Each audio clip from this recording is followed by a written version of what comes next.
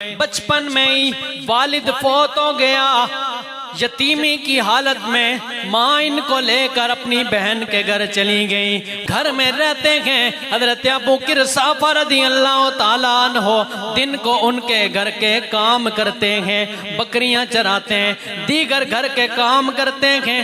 ایک دن جب اب بکریوں کو لے کر چرانے کے لیے لے کر گئے، وہ بکریاں بھاگتی بھاگتی مدینے میں آ گئیں۔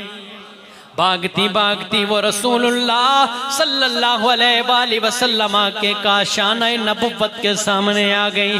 جناب ابو قرصافہ رضی اللہ تعالیٰ عنہ دیکھتے کیا ہیں؟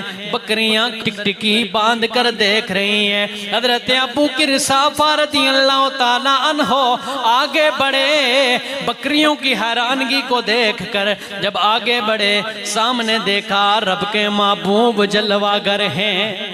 جب پہلی نظر بددعا کے مکھڑے پر پڑی، حضرت ابو قرصافہ اپنا دل دے بیٹھے۔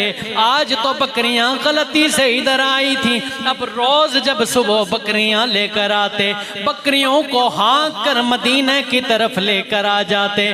دن پورا میرے نبی رحمت کونین کی زیارت کرتے، پھر جب واپس گھر میں جاتے، گھر میں جب حسینوں کا ذکر ہوتا، ادھر خالہ ذکر کرتی کہ فلاں بڑا حسین ہے، ادھر ابو قرصافہ بھی کہتے وہ فلاں ہوگا لیکن میرے محمد جیسا حسین نہیں ہے۔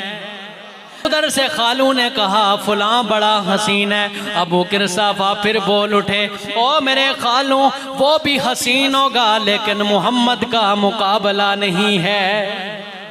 خالو کہنے لگا، او میری زوجہ اپنی بہن کو بھی سمجھا دے، اس کے بیٹے کو بھی سمجھا دے کہ وہ محمد کا ذکر نہ کرے۔ میرے گھر میں اگر رہنا ہے جو میں کہوں گا اسی طرح رہنا ہے۔ حضرت ابو قرصافہ رضی اللہ تعالیٰ عنہ عشق میں ڈوبے ہوئے ہیں، اور یاد رکھیے گا یہ عشق بڑا غیرت مند ہوتا ہے، بے شک طاقت نہ ہو، بے شک عہدہ نہ ہو۔ حضرت ابو قرصافہ رضی اللہ تعالیٰ عنہ آپ کی غیرت نے یہ گوارا نہ کیا کہ میرے محبوب کے ذکر کو روکا جائے۔ آپ بار بار ان کا ذکر کرتے کہ میرا محبوب محمد بہت حسین ہے۔ خالو کہنے لگا، اے ابو قرصافہ محمد کو چھوڑ دے۔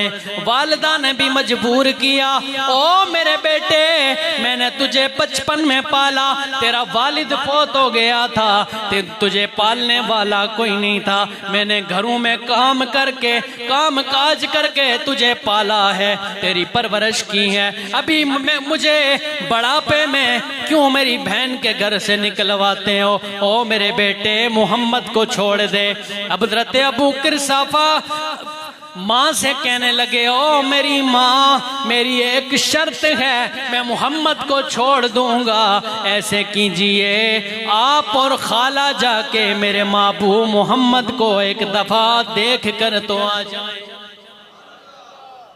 کہنے لگے، اے خالہ آپ جائیں اور ماں بھی جائیں نا، ایک دفعہ میرے محبوب محمد کو دیکھ کر آئیں، پھر اگر آپ نے کہا نا کہ چھوڑ دو تو میں چھوڑ دوں گا۔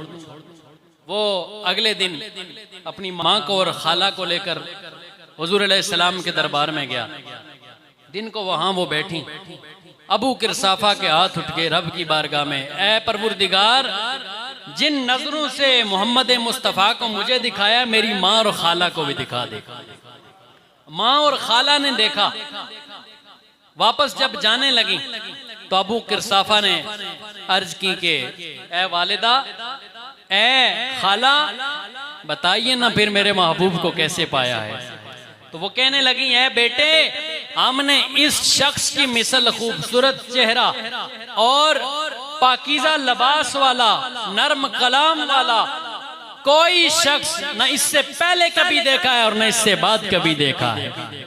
گھر جا کے اس عورت نے اپنے خاوند سے کہا کہ ابو قرصافہ جو کہتا ہے وہ ٹھیک ہے، محمد جیسا کوئی نہیں۔ گویا سائم چشتی کی زبان میں یہ کہہ رہی ہوں کہ نہ بن سکی ہے نہ بن سکے گا مثال،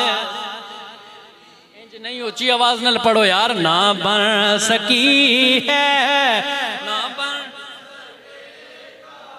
مثال تیری جواب تیرا نہ بن سکی ہے